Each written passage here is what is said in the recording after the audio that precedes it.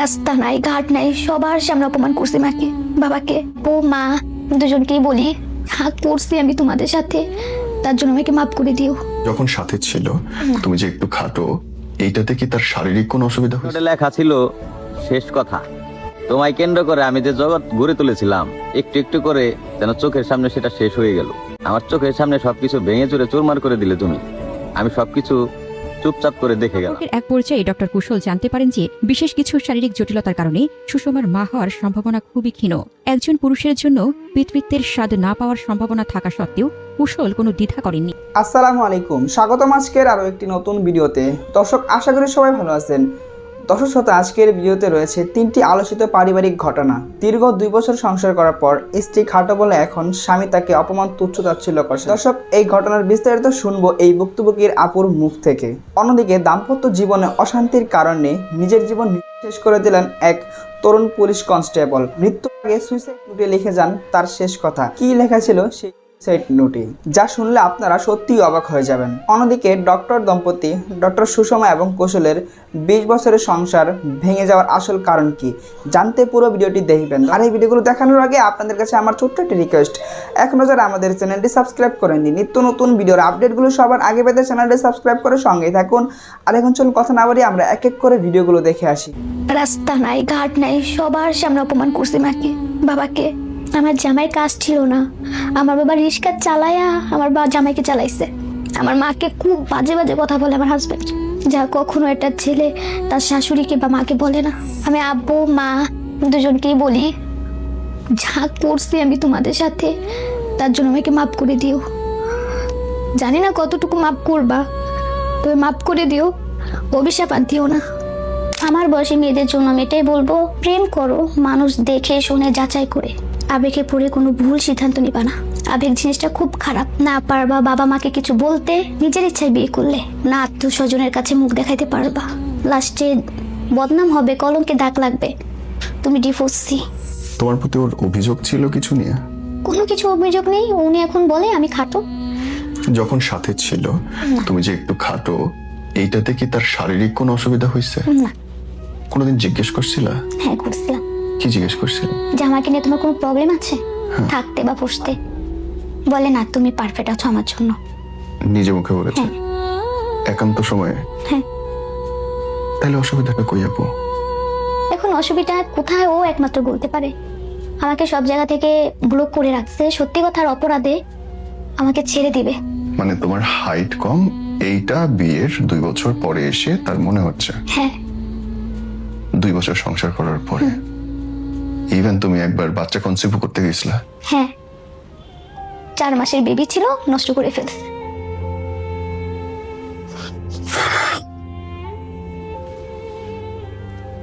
আমার ফ্যামিলি খুব গরিব, ওর ফ্যামিলি হাই কোয়ালিটি। তো আমি চাই ও ভালো থাকুক, কখনো ক্ষতি চাই নাই বা ওর বিরুদ্ধে যায় কিছু করি নেই, চাবো না কিছু করতে। ও ভালো থাক, এতটুকু আমার বলার ওর জন্য।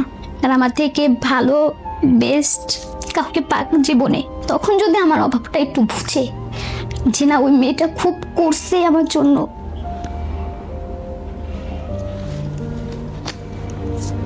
ভালো থাকুক, এতটুকুই বলার, আর কিছু না।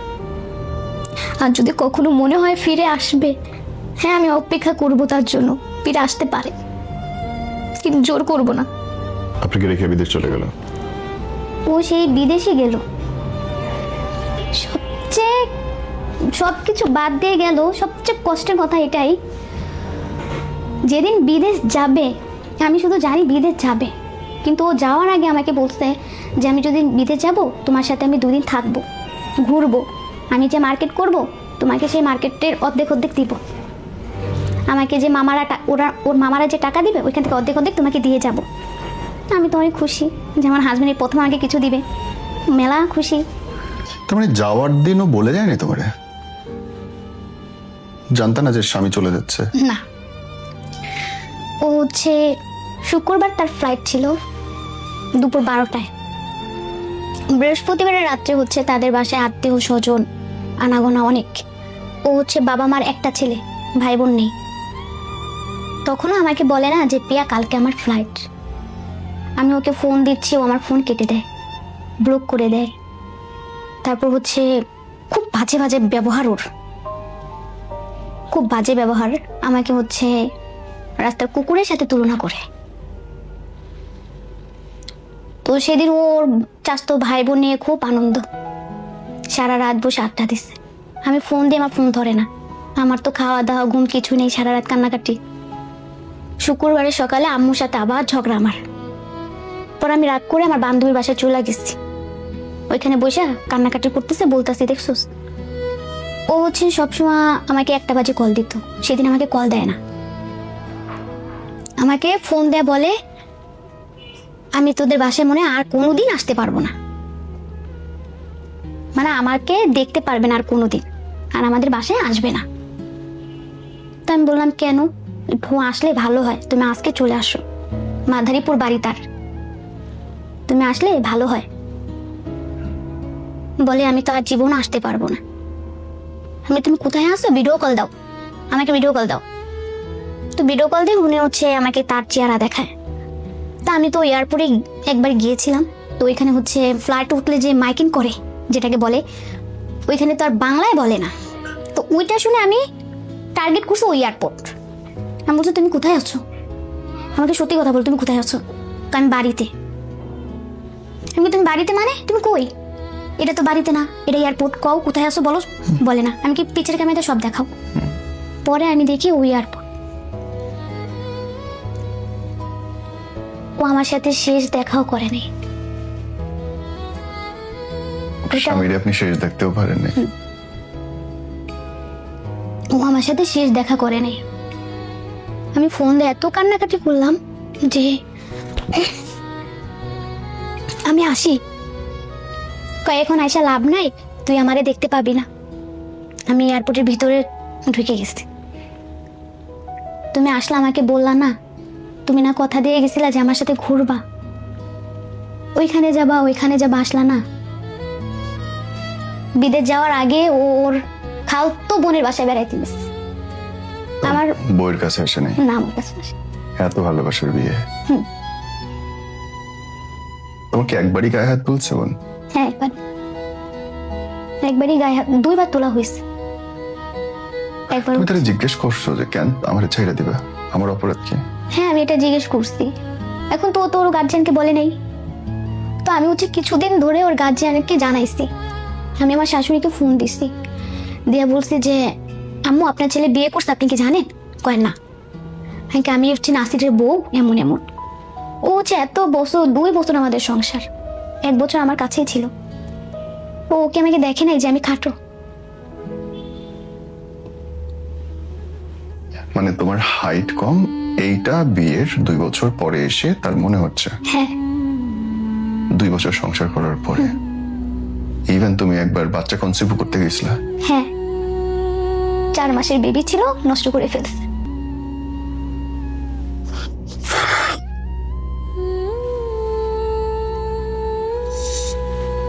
ও হচ্ছে এগুলি, মানে আমি এখন, আমাকে মুরব্বীরা অনেক বলতো যে ও তোমার সাথে যায় না পিয়া, তুমি মেয়েটা শর্ট কিন্তু যাবে না, দেখবা তুমি জীবনে সুখী হতে পারবা না।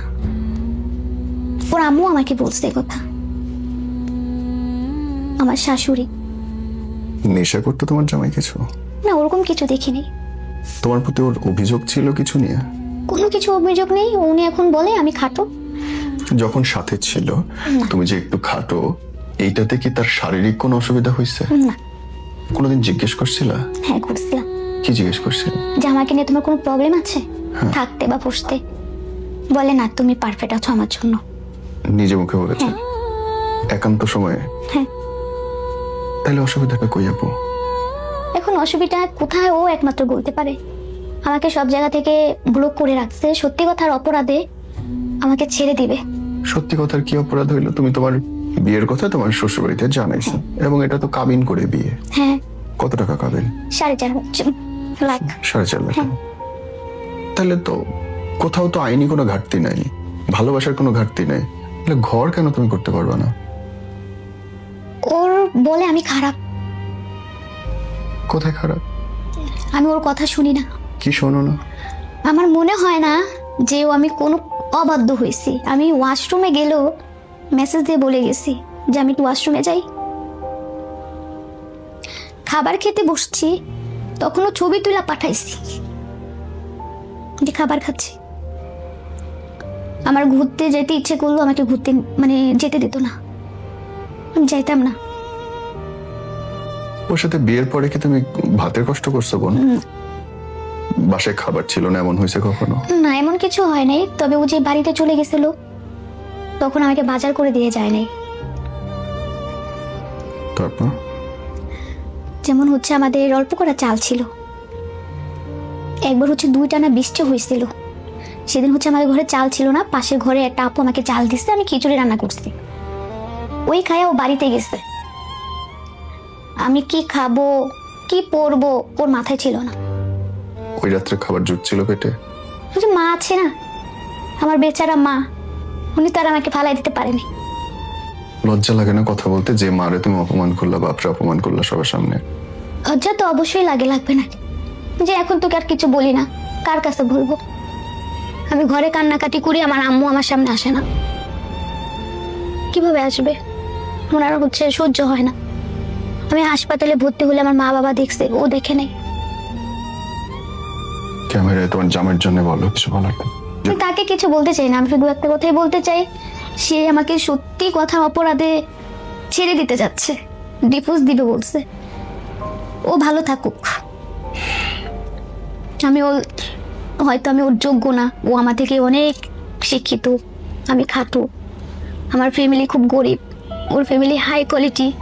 তো আমি চাই ও ভালো থাকুক, কখনো ক্ষতি চাই নেই বা ওর বিরুদ্ধে যায় কিছু করি নেই, চাবো না কিছু করতে। ও ভালো থাক, এতটুকু আমার বলার ওর জন্য। আর আমার থেকে ভালো বেস্ট কাউকে পাক জীবনে। তখন যদি আমার অভাবটা একটু বুঝে যে না ওই মেয়েটা খুব করছে আমার জন্য,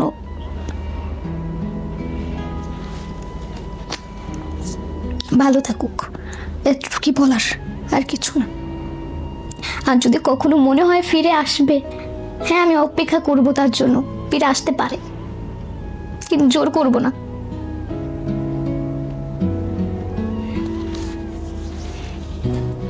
কি মনে করে তোমার স্বামীর সাথে স্মৃতি?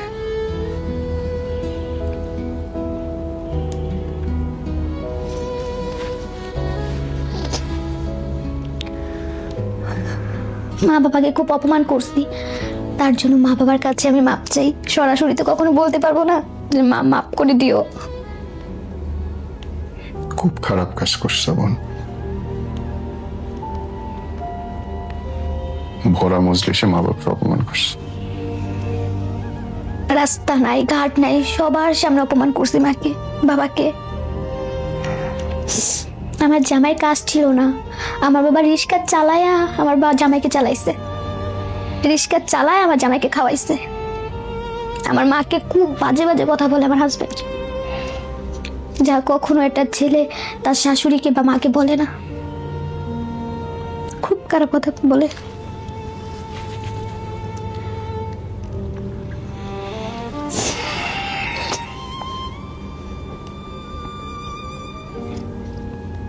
তোমার আব্বার কাছে কিছু বলা হয়েছে? জি, তোমার আব্বার কাছে মাপ চাওয়া হয়েছে? তা তো অবশ্যই, কারণ আমি তো কখনো সরাসরি বলতে পারবো না যে বাবা মাফ করে দাও। যদি কখনো ভিডিও দেখে তখন হয়তো জানবে যে আমার মেয়ে মাপ চাইছে।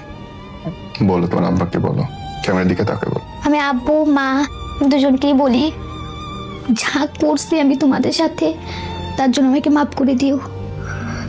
জানি না কতটুকু মাফ করবা, তবে মাফ করে দিও, অভিশাপ আর দিও না। তোমার এই জীবন থেকে, ছোট্ট জীবন থেকে যদি তুমি মানুষের শেখার জন্য কিছু বলতে চাও, কি বলো তো? কি শিখতে পারে মানুষ তোমার কাছে? আমি এটাই বলতে পারবো, আমার বয়সটা আহামরি বয়স হয়ে যায়নি। তো আমি এটাই বলবো, কেউ আবেগে বসে বাপ মার বিরুদ্ধে যায় কাউকে ভাবে পাগলের মতন ভালোবাসতে না, প্লাস বিয়ে করতে না। এটাই বলার, কারণ আমি আমার এতটুকু বয়সে অনেক কিছু দেখেছি, অনেক সহ্য করছি। তো এতটুকুই বলার যে অল্প বয়সে কেউ বিয়ে করতে না। আর স্বামীদের কখনো মন ভালোবাসা উচিত, কিন্তু অন্ধের মতো না। অন্ধের মতো ভালোবাসলে এরকম হতে হয়, যেমন আমাকে দিয়ে আমি বুঝি। আমি সবচেয়ে বেশি মিস করি হচ্ছে আমার হাজব্যান্ডের সাথে ঘোরা, ওইখানে ঘুরতে যাওয়া, ওইখানে যাওয়া, খাওয়াই দাওয়া। কে খাওয়াই দিত? আমার হাজব্যান্ড। তোমাকে? হ্যাঁ। সেই হাজবেন্ডে আবার শরীরের উপরে লবণ আর মরিচ হ্যাঁ। দিচ্ছে তোমার কাইটা। খাওয়াই দিত, ঘুরতে নিয়ে যেত। যদি বলতাম একটু ফুচকা খাবো, চলো। ডিউটি শেষ করে রাতে 10টা বাজলেও বলতো চলো যাই। আমি হচ্ছে আহামরি কিছু চাইতাম না, ফুচকা, চটপটি, চকলেট। ও ভালোবেসে আমার জন্য কাজ শেষ করে চকলেট, ঝাল চিপস নিয়ে আসতো। সারা রাত বসে বসে গল্প করতাম, খাইতাম। আমি ওর সাথে খুব ভালো ছিলাম। ও হচ্ছে যতদিন ও সফলতা ছিল না ততদিন খুব ভালো ছিলাম। বিদেশ গেল, ইনকাম করা শিখছে, টাকা হইছে, এখন আমাকে আর লাগবে না।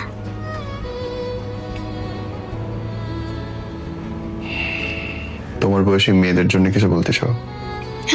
আমার বয়সী মেয়েদের জন্য আমি এটাই বলবো, প্রেম করো মানুষ দেখে শুনে যাচাই করে।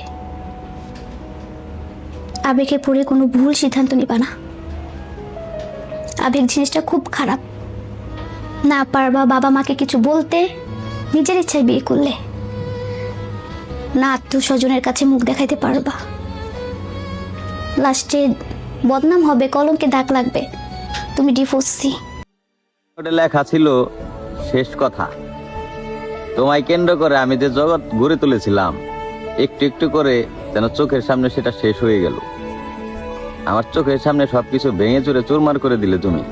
আমি সবকিছু চুপচাপ করে দেখে গেলাম। সমুদ্রের মাঝে তরিডোবা মানুষ অনেকক্ষণ সাঁতার কাটার পর যেমন কোনো কুলের দেখা পায় না, শেষমেশ নিয়তিকে মেনে নেয়, সদরে মৃত্যু গ্রহণ করে নেয়, ঠিক তেমনি আমারও যেন কিছু করার ছিল না, বা আমিও কিছু করতে পারলাম না। কত তুচ্ছ বাহানা দিয়ে মানুষ গভীরতম সম্পর্কের রীতি টানে। আমি অবাক হই, মানুষ কি আসলেই মানুষকে ভালোবাসতে পারে? তুমি জানো, মাঝে মাঝে কেন জানি নিজেরে দেখলে মনে মায়া লাগে, হাহাকার লাগে। কি আছিলাম, কি হয়ে গেলাম? আচ্ছা বলো তো, আমার দোষটা কি ছিল? কি করছিলাম আমি? তোমারে ভালোবাসাটা কি আমার অপরাধ ছিল, নাকি সবকিছু উপেক্ষা করে তোমাকে বিয়ে করাটা আমার অপেক্ষা ছিল, অপরাধ ছিল? তুমি না বলছিলে মৃত্যু ছাড়া তুমি কখনোই আমাকে ছেড়ে যাবে না? এখন কই? আমি তো তোমার অভাবে শেষ হয়ে গেলাম। অনেকবারই তো আঘাত করছো, সব বলে বারবার মাফ করে তোমাকে বুকে টেনে নিলাম। এই মূল্য দিলে একেবারে শেষ করে দিতে আসলা। আমি তো নিয়তি মেনে নিয়েই দূরেই ছিলাম তোমার থেকে অনেক। আবার আশা কেন এত কাছে আসছিলা? কোন উত্তর খুঁজে পাইনি আমি। শুধু দ্বিতীয়বার না, তৃতীয়বার না, চতুর্থবার আমি 1000বার সুযোগ দিয়েছি তোমাকে, কিন্তু আমি সবসময় চাইছি তুমি সংশোধন হয়ে আবার আমার ভালোবাসার মূল্য দাও, কিন্তু তুমি পারলা না। এতটাও বিশ্বাস করতে হয় না যে বিশ্বাস করলে নিজেই আর বাঁচার সুযোগ থাকে না। আচ্ছা, যদি যাওয়ারও ছিল তাহলে আসছিলা কেন? বহুকাল বয়ে বেড়াতে হৃদয় ভাঙা এই ব্যথা হয়তো এ জন্মে আর সেরে উঠবে না মৃত্যু ছাড়া। তাই আমি সেই পথেই গেলাম। একটা মানুষ যাওয়ার সময় তার এরকম কিছু লেখা লিখে গেছিল। আসলে ভাই, মেয়েরা কি সত্যি ছেলেকে ভালোবাসতে পারে, নাকি তারা সব সময় এই ভালোবাসা নিয়ে ছলনাই করতে পারে? আমি জানি না কত মানুষের মৃত্যুর কারণ বা কত মানুষের মন ভাঙার কারণ এই ভালোবাসা বা এই নারী। তবুও আমি নারী প্রতি সম্মান রেখে একটা কথা কইবার চাই, তোমরা এটি কইরো না। আমি একটা কথাই বলতে চাই, পুরুষ মানুষ তোমাকে সবসময় সত্যিকারের ভালোবাসাটাই দেয়, কিন্তু হয়তো তোমরা বুঝতে ভুল করো। ঠিক তোমরা ওই ভালোবাসাটা অন্য কোনো পুরুষে দাও, এই কারণে তোমরা ঠইকা যায়, আবার সেই পুরুষকেই দোষ দাও। আবার যে তোমাকে এত ভালোবাসে, তোমরা সেই পুরুষকেও দোষ করো যে তোমরা আমায় ভালোবাসো না। এভাবে নিজের পরিবারকে সময় দিন। এই একটিমাত্র সুন্দর ও ইতিবাচক বার্তা দিয়ে যিনি বা যারা বছরের পর বছর ধরে হাজার হাজার মানুষকে অনুপ্রাণিত করে এসেছেন। আজ তাদের নিজেদের সংসার জীবনের গল্পটাই এক দীর্ঘ ফেসবুক পোস্টের মাধ্যমে থমকে গেল। বাংলাদেশের চিকিৎসা ও মানসিক স্বাস্থ্যসেবা অঙ্গনের দুই অত্যন্ত পরিচিত এবং শ্রদ্ধাভাজন ব্যক্তিত্ব ডক্টর সাইদুল আশরাফ কুশল এবং ডক্টর সুষমা রেজা রাখি দীর্ঘ ২০ বছরের একসাথে পথ চলার পর অবশেষে তারা নিজেদের দাম্পত্য জীবনের ইতি টেনেছেন। যারা মানুষের মনের অসুখ ভালো করতেন, ভেঙে যাওয়া পরিবারকে জোড়া লাগানোর পরামর্শ দিতেন, তাদের এই বিচ্ছেদের খবরটি যেন পুরো সোশ্যাল মিডিয়াকে স্তব্ধ করে দিয়েছে। এই গল্পের শুরুটা ছিল আরও ২০ বছর আগে, ২০০৪ সালের দিকে। নটরডেম কলেজ থেকে এইচএসসি পাশের পর ডক্টর সাইদুল আশরাফ কুশল ভর্তি হন দেশের সেরা চিকিৎসা বিদ্যাপীঠ ঢাকা মেডিকেল কলেজে। সেখানে এক সংবর্ধনা অনুষ্ঠানে তার প্রথম দেখা ও পরিচয় হয় ডক্টর সুষমা রেজা রাখির সঙ্গে, যিনি ভর্তি হয়েছিলেন চট্টগ্রাম মেডিকেল কলেজে। শুরুতে তাদের মধ্যে চমৎকার বন্ধুত্ব গড়ে ওঠে, যা ২০০৬ সালের দিকে সে গভীর ভালোবাসায় রূপ নেয়। সম্পর্কের এক পর্যায়ে ডক্টর কুশল জানতে পারেন যে বিশেষ কিছু শারীরিক জটিলতার কারণে সুষমার মা হওয়ার সম্ভাবনা খুবই ক্ষীণ। একজন পুরুষের জন্য পিতৃত্বের স্বাদ না পাওয়ার সম্ভাবনা থাকা সত্ত্বেও কুশল কোনো দ্বিধা করেননি। তিনি সুষমার হাত শক্ত করে ধরেন এবং ভালোবাসাকেই জীবনের সবচেয়ে বড় সত্য মেনে তাকে জীবনসঙ্গিনী হিসেবে বেছে নেন। পরবর্তীতে পরম করুণাময়ের ইচ্ছায় তাদের ঘর আলো করে আসে ৩টি সন্তান, বড় মেয়ে মাসিয়া, তাদের বিস্ময় শিশু উমর এবং আবির। বছরের পর বছর ধরে এই চিকিৎসক দম্পতি শুধু রোগীদের চিকিৎসাই করেননি, বরং মানুষের মানসিক স্বাস্থ্য, পারিবারিক সম্পর্ক, দাম্পত্য কলহ এবং সন্তান লালন পালন নিয়ে প্রতিনিয়ত সচেতনতামূলক কাজ করে গেছেন। অসংখ্য মানুষ তাদের পরামর্শ শুনে নিজের ভেঙে যাওয়া সংসার টিকিয়ে রেখেছেন, নতুন করে বাঁচতে শিখেছেন। স্বভাবতই সাধারণ মানুষের কাছে তারা ছিলেন একটি আদর্শ সুখী দম্পতির প্রতীক। তাই সম্প্রতি যখন তারা সামাজিক যোগাযোগ মাধ্যমে যৌথ বিবৃতির মাধ্যমে নিজেদের বিচ্ছেদের ঘোষণা দেন, তখন ভক্তদের কাছে বিষয়টি ছিল একেবারেই আকাশ ভেঙে পড়ার মতো অপ্রত্যাশিত। অনেকেই মন্তব্য করেছেন, যাদের আমরা সম্পর্কের আইকন বা আদর্শ ভাবতাম, তাদের সংসারও টিকল না।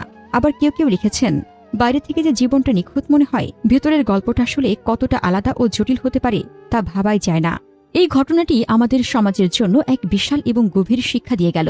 আমরা ফেসবুক বা ইনস্টাগ্রামে প্রতিদিন যে সুন্দর সুন্দর হাসিমুখ, নিখুঁত পারিবারিক ছবি কিংবা সফলতার গল্প দেখি, তার আড়ালে এক একজন মানুষ বা এক একটা সম্পর্ক কতটা তীব্র লড়াইয়ের মধ্য দিয়ে যাচ্ছে তা বাইরের কোন মানুষের পক্ষে জানা সম্ভব নয়। একটা সম্পর্ক বাইরে থেকে কতটা সুন্দর দেখায়, আর ভেতরে ভেতরে কতটা ক্লান্তিকর বা ভেঙে পড়েছে, সেটা কেবল সেই সম্পর্কের ভেতরে থাকা দুজন মানুষই সবচেয়ে ভালো বোঝেন। ভালোবাসা আসলে সময়ের সাথে সাথে রঙও বদলায়। ২০ বছর এক ছাদের নিচে থাকার পরেও কখনো কখনো জীবনের প্রয়োজনে আলাদা হয়ে যাওয়ার সিদ্ধান্ত নিতে হয়, যা অত্যন্ত কষ্টের ও বেদনার। মানুষের জীবন সবসময় একরকম যায় না।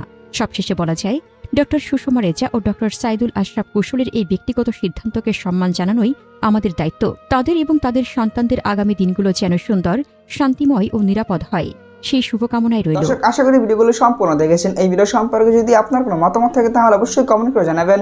ভিডিওগুলো ভালো লাগলে অবশ্যই লাইক করবেন। দেখা হচ্ছে পরবর্তী কোনো ভিডিওতে। সেই পর্যন্ত সবাই ভালো থাকবেন, সুস্থ থাকবেন। আল্লাহ হাফেজ।